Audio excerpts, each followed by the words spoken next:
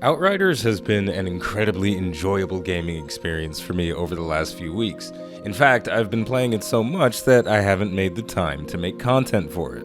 Thankfully, that's about to change. In this Blue in the Face playthrough series, we're going to go through some of my favorite moments in the Outriders campaign while talking about its strengths, weaknesses, and a whole bunch of other stuff. This is going to be a fun ride, so strap in and let's get started. Alright, before we get into all the action, I'm going to break down the class and abilities that I'll be using for most of the video, so the actions that I'm taking make a bit more sense. I'm playing as the Devastator class. It is a close-range tank stand-your-ground style character, and like all of the classes in Outriders, it has a unique healing mechanic. As the Devastator, you will recover health from slain enemies that stood too close. So essentially, enemies in close-range combat with me, when they die, I gain health back. It's pretty self-explanatory, and it leans into the playstyle of the character.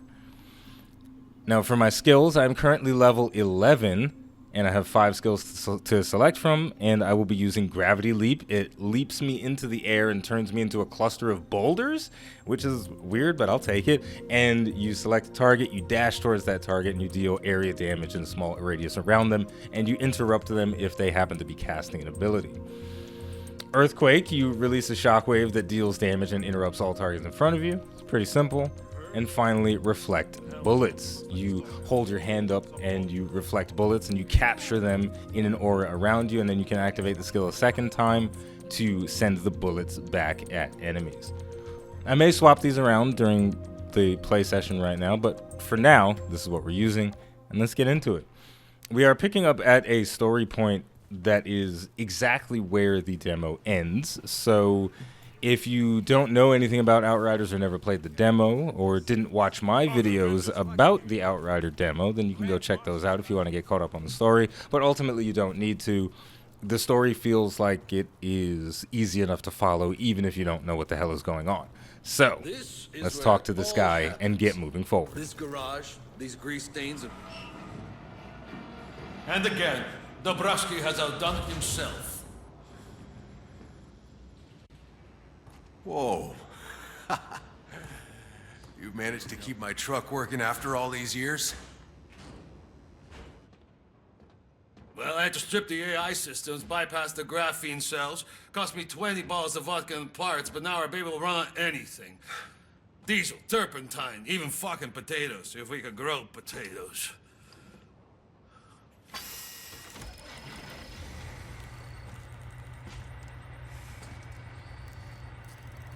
You still got tunes? Tunes? Hey, boss, we got no electronics. No tunes, no nothing. But somehow we make do.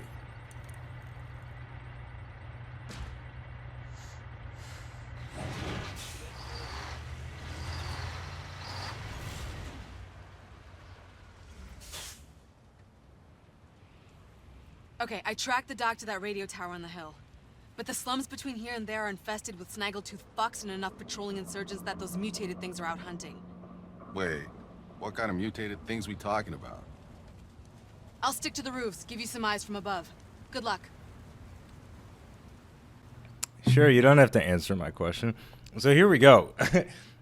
The dialogue in this game is still very charming to me, even after having beaten the game 3 times already and working on my 4th playthrough. It's goofy, it's silly, it's corny. You've got a Polish guy with aviator sunglasses talking about, "Boss, we got no electronics, but somehow we make do." It's so bad, but there's a charm to that. It reminds me of the early 90s and early 2000s when action movies were a hell of a lot more corny than they are nowadays. But the starting part of the game, the part right outside of the demo, is really the moment that sold me on Outriders and made me say, yeah, this game is awesome. Because there were moments in this section of the game that just made me feel really cool. You know, I started to learn how my character works and started taking more risks. And once you get your 3 abilities as well, then you start to feel more free and liberated. Oh, and just a random side note, I have a mod active on my Reflect Bullets ability that allows it to be active and allows me to use my weapons and things while it's active, so that's pretty cool.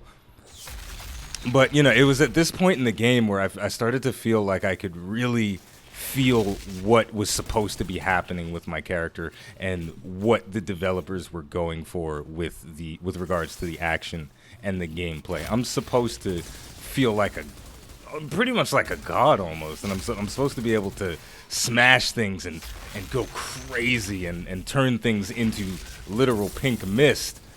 But I'm also supposed to play the game, and I'm not supposed to be able to roam around without consequences.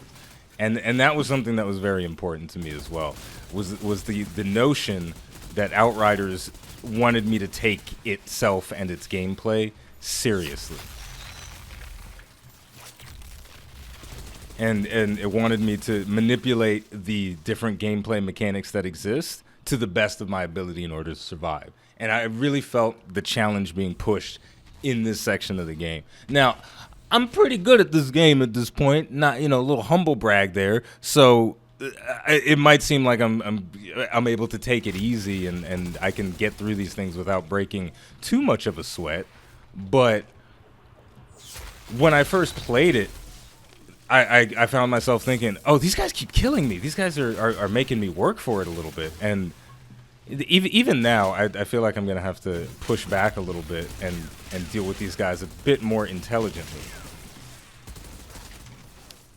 But, you know, coming from other games, not every game that I play challenges me in this way. Not every game pushes me and demands that I engage with its mechanics in such an active way. And you know what? Let's use our gravity leap to get all the way across the map so we can create some space for ourselves, but also so that we can get our close range kills so we can keep our health up.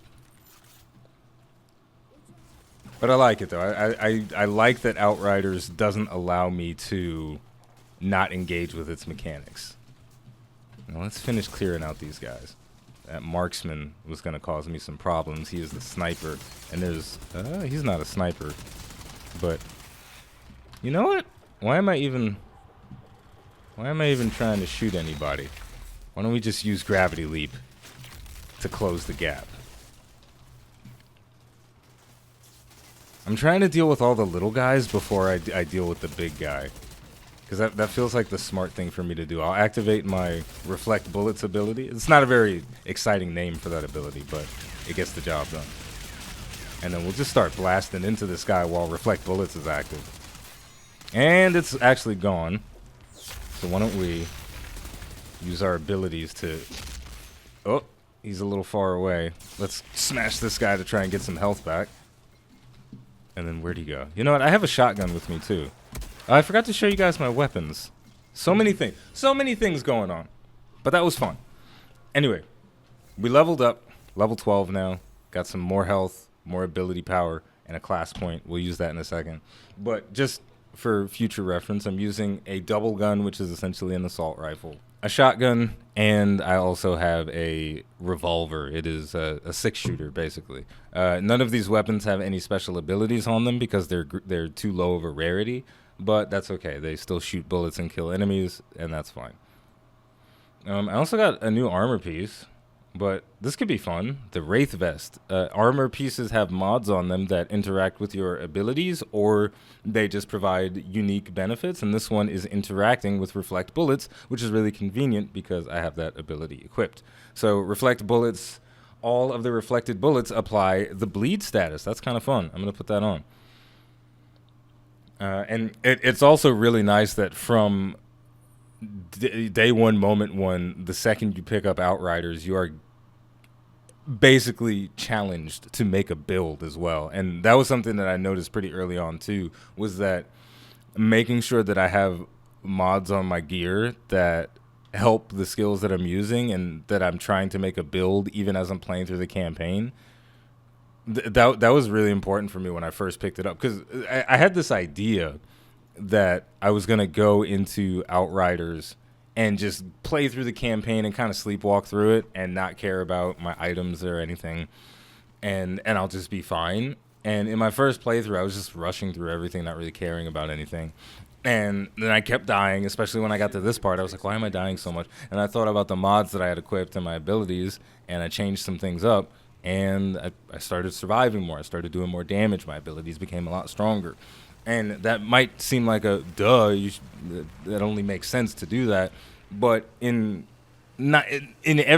is not a thing that you need to consider in every game that you play, especially in looter shooters. Looter shooters tend to have more of a brain dead feeling in the early stages, and then in the end game, things start to matter. But I felt like my character's build and loadout and progression mattered even in the early stages.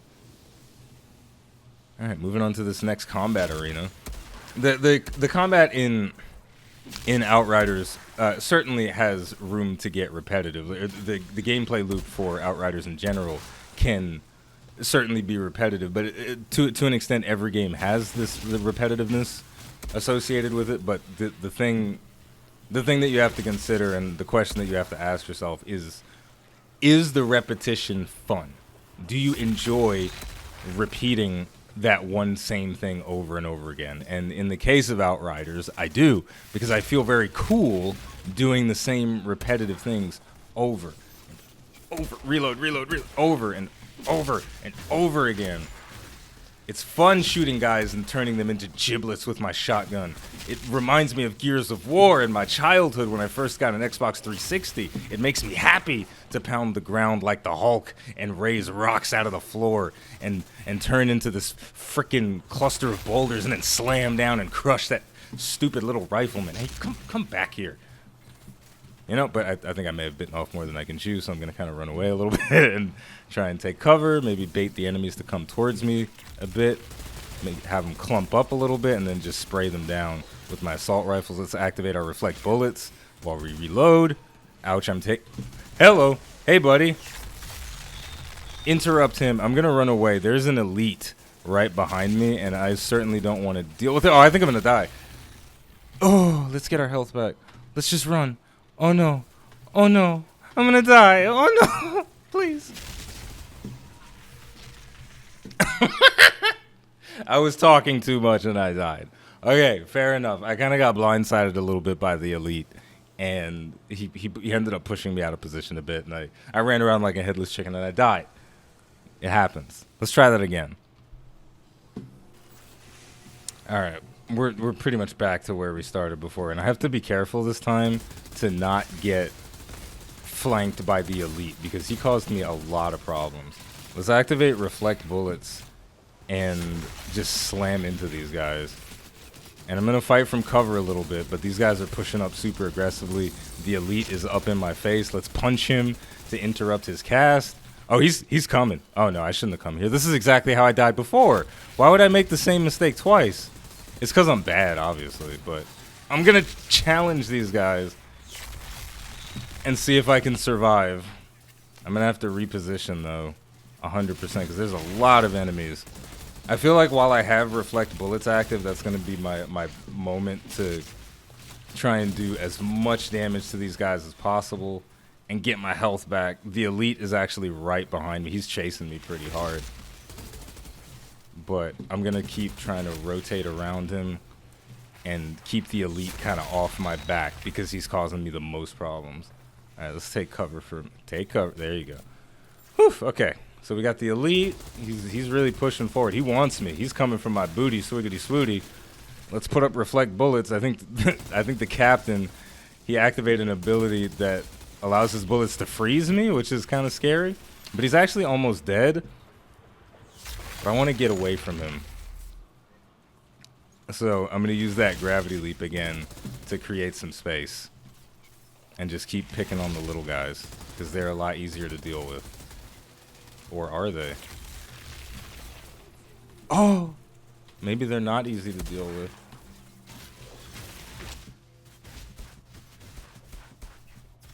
Get on my face, bro. Get on my face.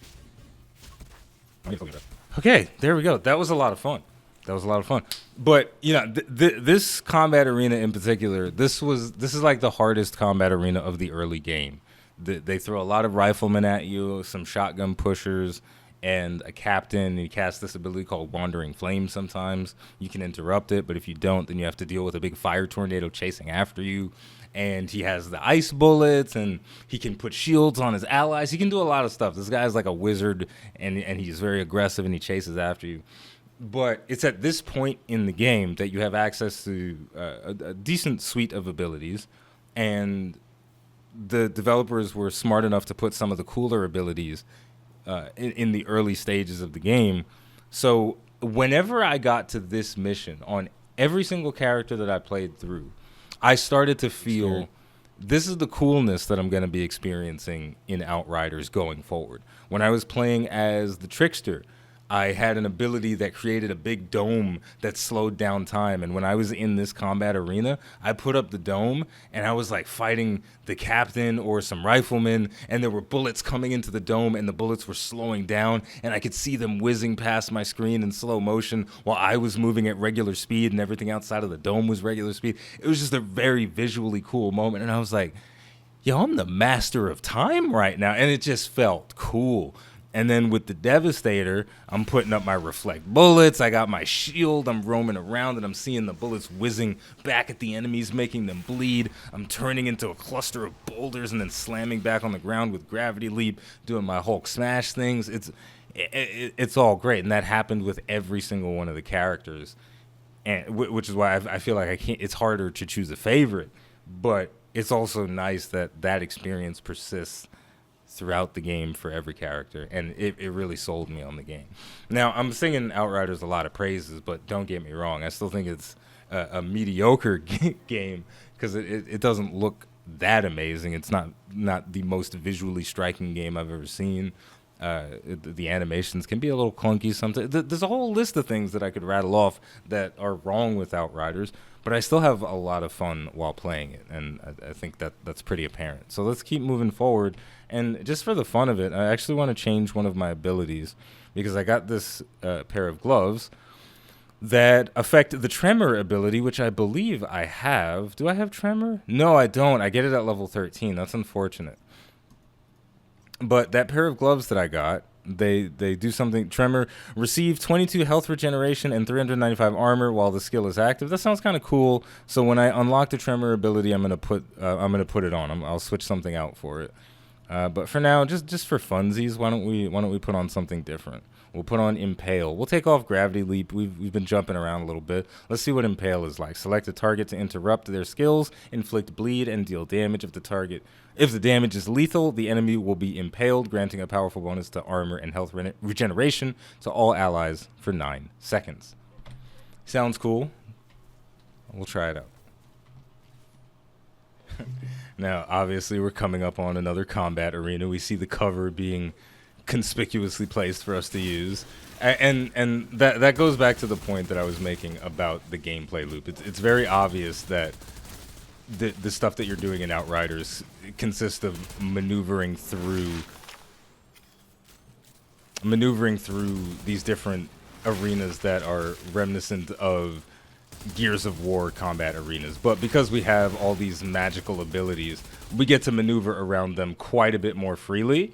But cover does have its place. There are times when you are going to want to hide and take stock of the battlefield and reposition and things of that nature. So cover is nice to have, but you know it can become a little tiresome to constantly be in these pseudo Gears of War spaces and not feel as though the environments are changing all that much. But there's something about it, man, that doesn't get boring. And I think it really comes down to the gameplay and between the weapons that eventually get really cool and fun abilities to interact with and the different abilities that we have. The environments always feel pretty fresh, despite them having a consistent design of, hey, there's cover here for you, and there's high points for the snipers, and there are clear spaces for you to funnel enemies through, and yada yada yada, etc., etc. Oh, and that skill Impale, oh boy, does it look cool. Look at that. I mean, come on, that's ridiculous. I shouldn't be allowed to do that.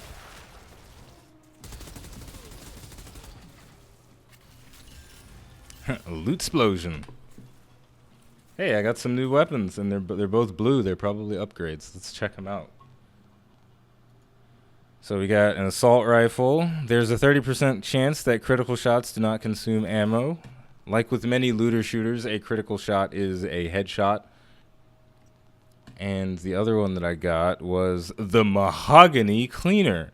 The first shot after every reload hits with armor piercing increased by 30%. That's not really super valuable on a light machine gun, but it is what it is. We'll talk more about mods in a little bit. We actually unlock the ability to do a lot of cool stuff with our mods after we rescue Zahedi, which is our current objective.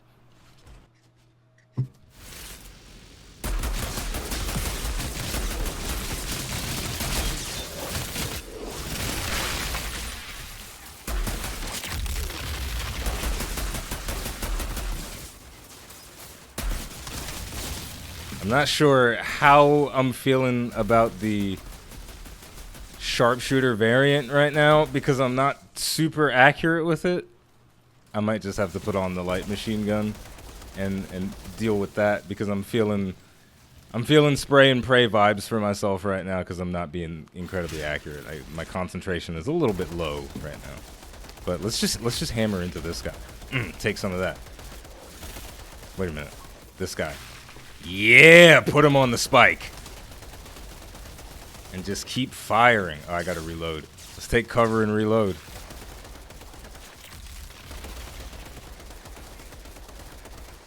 Oh, there's more little guys coming out. Oh boy, let's get in here. Oh, he's not that little. He's got a shotgun and that's scary. Oh, please. Reflect bullets, please! Oh, oh.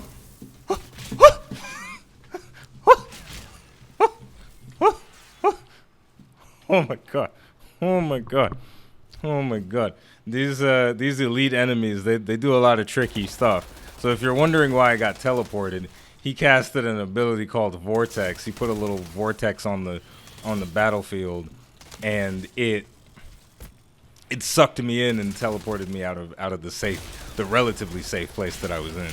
But now that I have reflect bullets back, I can just activate it and it'll mitigate some damage for me while I'm blasting into this guy. And that feels awesome to be able to challenge him like this. Yeah, you don't like that, do you? Turn him into the pink mist. Oh, gotta reload. See, cover has its uses. I can take cover while I'm trying to reload, and I think I'm being pushed on the side by... Ooh, this is a little bit scary. Those guys have shotguns, and they hit pretty hard, so I'm gonna try and get them to funnel towards me. I'll activate reflect bullets, and they'll kind of kill themselves. Why are you hitting yourself? Why are you hitting yourself? Do it again. Why are you hitting yourself? Stupid. There's a childlike joy that exists whenever I play this game. And maybe there's a little bit of a sadistic side to it as well. Because this one, it impaled him differently than it normally impales them. Like sometimes it seems like it impales them through the spine, like back to front. But that one went straight through his butt. So, listen, if that's what we're doing, that's what we're doing.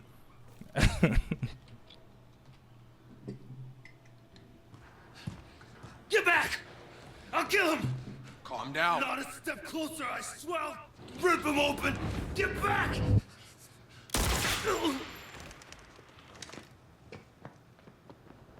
This man's gonna bleed out. Who are you? Shira Gutman sent me to find you.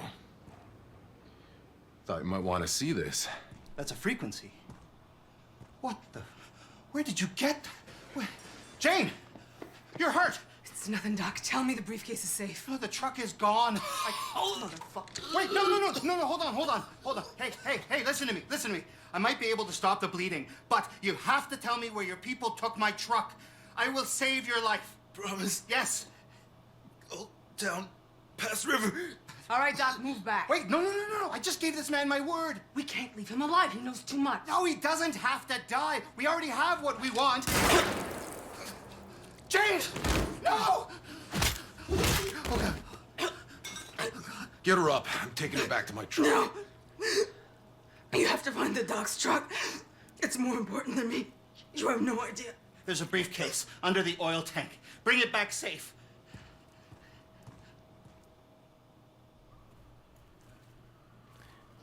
Anyway, I'm not so naive that I think Outriders is a perfect game, and I know that the launch of the game wasn't ideal. There were plenty of bugs and pretty awful things that went on with the game initially, and even now, after a good amount of the bugs and problems have been fixed, still not a perfect game. But ultimately, whenever I pick this thing up and boot it up, I get a smile on my face, and that's what gaming's all about to me. It's about having a good time, and that's what it brings me. So at this point, we are being introduced to a beast-like enemy, the Perfuro, and this is the beast-like enemies. They help to keep the combat fresh. Where we have the Gears of War stuff, where it's cover-based, we've got riflemen, shotgun pushers, snipers, and the elite enemies with special abilities. We've got those guys, and we've got that side of the game. And then we have the beasts that cover does nothing against them. You just have to deal with them swarming at you. Some of them have ranged attacks, but cover is ultimately a waste of time when you're dealing with the beast, and you just have to just kill them as quickly as possible. It's almost like a zombie horde mode when you're dealing with the beast, and it is nice to break up the monotony that way, because a definite criticism you can levy at Gears of War is that, you know, how many times can you get behind a block of cover and not get bored, right? And games like Gears of War will break up that monotony by adding stuff like a turret mission or a vehicle mission, whereas Outriders has opted to break up the monotony of the normal third-person shooter arenas by adding the beast-like enemies. And I don't think that Impale ability is going to be super beneficial to me against them. So I'm probably going to have to take that off. I feel like that ability Tremors would probably be pretty good. I've never used it before, so I don't know what it does. But I know this Earthquake ability is great for these little guys. I just press that button and they all fall down. So big AoE damage is probably going to be the name of the game for these little buddies, because they don't seem to have a good defense against that. Like it's nice to be able to stick one of them on the spike, so I can get the health regeneration for when I'm getting swarmed. And we just leveled up to World Tier 7, which means the difficulty is going to go up, and I suppose I can talk about that mechanic in case you don't know about it. The game has 15 world tiers, and the world tier increases the level of the enemies that you're fighting, as well as the level of the loot that drops for you. It increases the rarity of that loot and the drop rate on legendary items. Every time you kill an enemy, your progress towards the next world tier increases, but every time you die, you lose progress towards the next world tier. So the name of the game is to go through the game dying as little as possible so that you can get to those higher world tiers. And the benefit towards reaching a new world tier is a piece of gear and, in some cases, resources.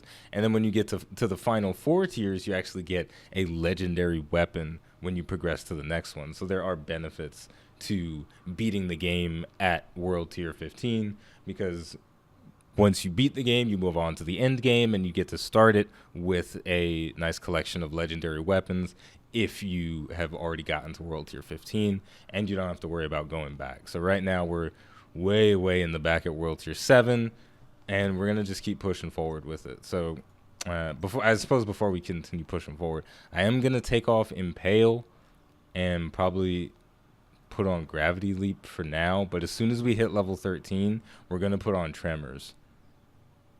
And these guys don't really have bullets, but the barrier also protects against melee attacks, so I'll just keep it on.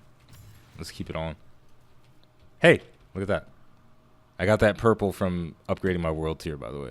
So it's an assault rifle, the tactical variant, so it's a burst fire, and it has 2 perks on it because it's purple. It's got Shield Maiden, so shots generate a shield, and Clip Roller. When your magazine has 50% or less ammo left, you can roll to quickly reload all your equipped weapons. Sounds kind of fun. Let's try it out. believe it or not, I've beaten the game 3 times, and I've never used clip roller before. How's Jane doing? I'm just going to herd all of these guys up into a big cluster and then kill as many of them as I can at the same time. That feels like the smart way to deal with this massive horde of enemies. Oh boy, that's scary. Gravity leap. Got a little bit laggy because we just killed about 80,000 enemies at the same time, but I'll take it. Come on, let's do it again, boys. Round them up. Round them up. Hulk smash. Look at them, they're bleeding to death. That's fun. Oh, and clip roller, it does exactly what it says it does on the box. That's pretty simple. Get out of here, boys. What are you doing?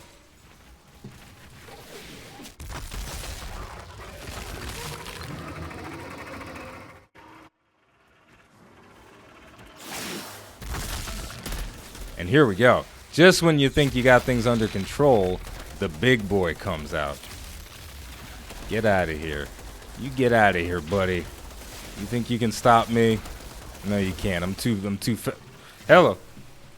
Hello.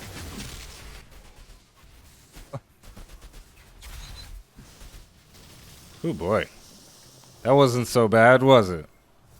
That wasn't so bad at all. But we did unlock Tremor, so let's see what it does and equip it as well.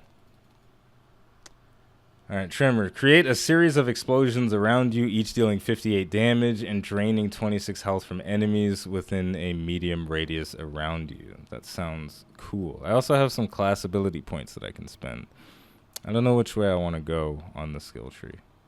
Well, this one is interesting. Extend the distance considered to be close range by 4 meters. This would make it easier for me to heal myself in combat, and I do like that as an idea. Now, I'll be honest, I kind of don't know which way I want to go, but I do like the idea of the Devastator being really defensive, and it does seem like this middle tree, or this middle branch, whatever you want to call it, is incredibly defensive. So why don't we keep pushing down this pathway, and we'll just take the next one. Increase my health by 10%. And then maybe I'll head down this way because bleed is fun too. Increase bleed duration by 20%. Increase bleed duration by 30%. You know, that seems fun too. All right, let's keep it moving.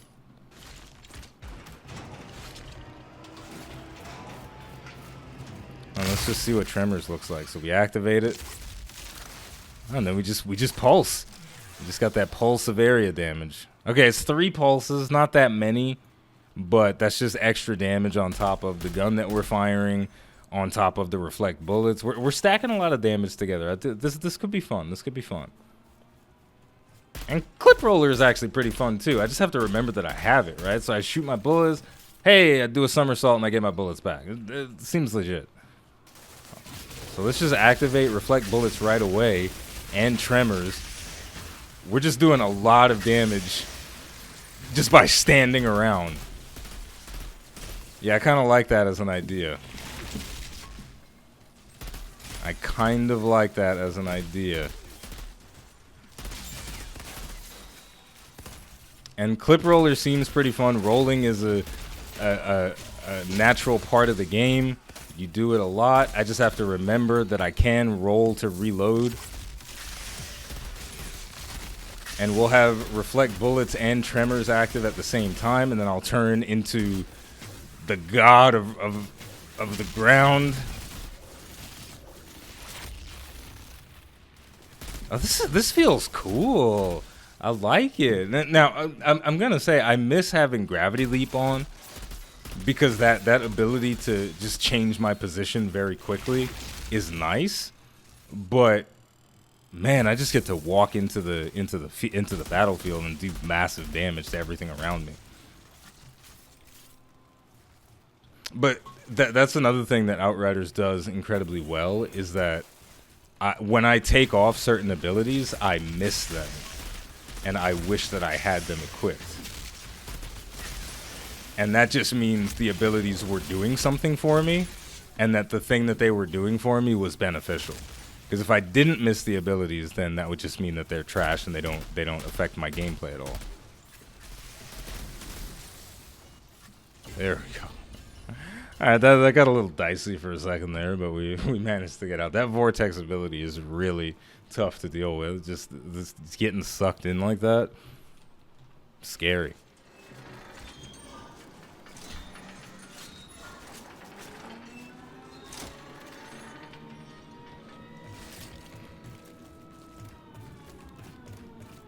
Hey, Zahidi, I'm in.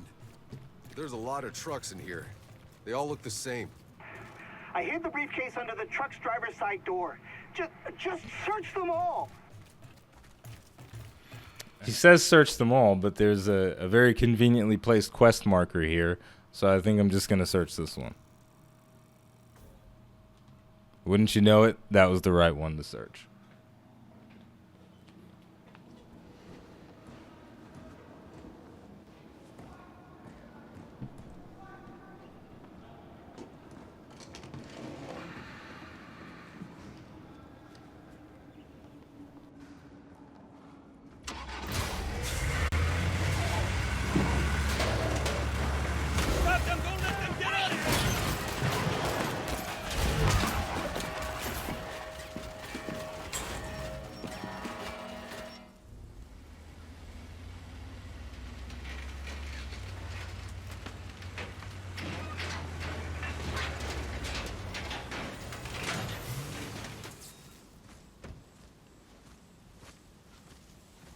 Make me dig my own grave next.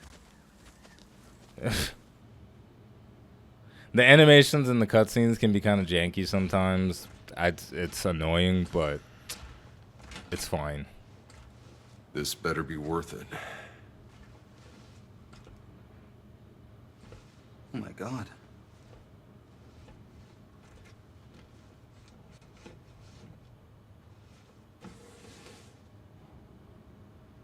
It's still intact. The satellite uplink. The last satellite uplink. So, that's what you were looking for when you found me? Yeah. And it still works? How? The case, it's mu metal. It insulates. It's never been opened, so the electronics inside have been safe from the goddamn anomaly. So, what does it connect to?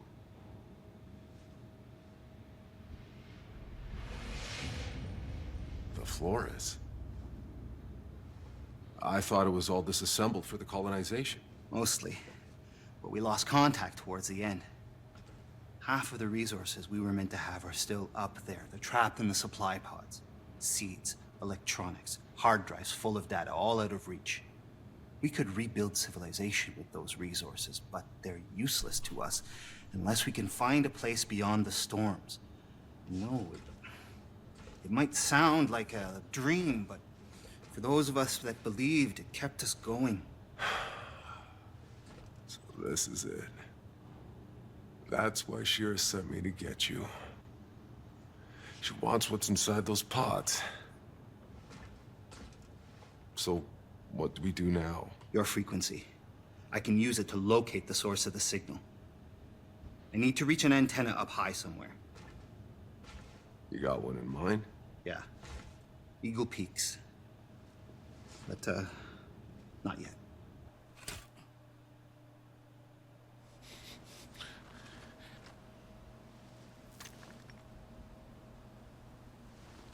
I told you. Everyone who goes on this stupid mission ends up dead.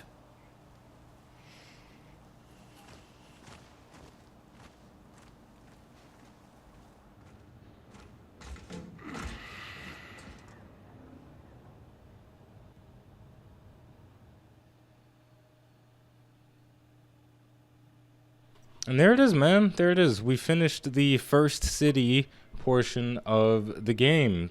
Outriders is pretty simply divided into different maps, essentially, and you go through the map, you complete the main story quest in there, you can complete the side quests if you want to, and then you go talk to your homeboy Yakub. Where the heck is he?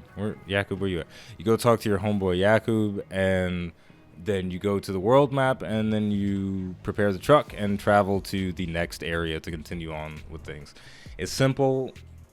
each of the different maps that you go to are decently different from the last one. Like Eagle Peaks, what we're going to next, is covered in snow, so it's a snow biome, and it's a nice contrast from the initial area, Rift Town, which was a war-torn desert kind of area, and that the first city was a little bit grassy, but kind of like a favela, the slums a little bit, that kind of vibe.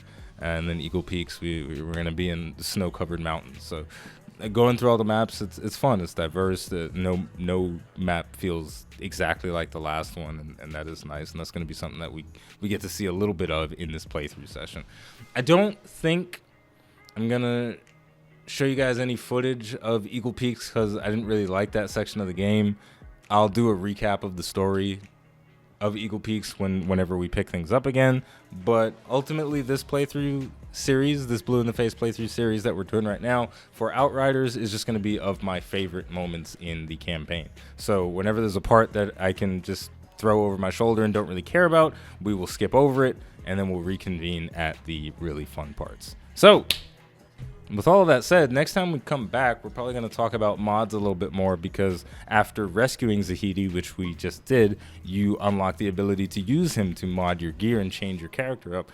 And after I complete the Eagle Peaks area, I'm probably going to collect some new mods and potentially try to make a fun build for my character to move through the next area that we're in. So with all of that said, guys, thank you for watching, and I'll see you next time.